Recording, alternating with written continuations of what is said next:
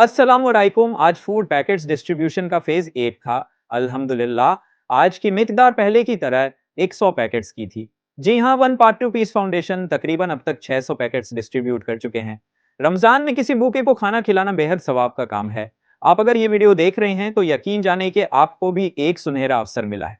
सिर्फ मामूली सी amount donate करने का।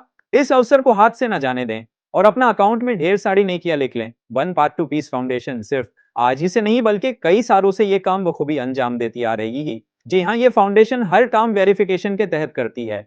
इसके काफी सारे प्रोजेक्ट्स चलते रहते हैं। आप अपना ज़कात और सदकात का पैसा यहाँ डोनेट कर सकते हैं। अल्हम्दुलिल्लाह आपकी स्क्रीन पर एक नंबर दिया है, उस पर आराम से डोनेट कर सकते हैं। इस वीडियो को आगे शेयर कर दूसरों को भी अपने साथ सवाब के काम में हिस्सेदार बनाएं।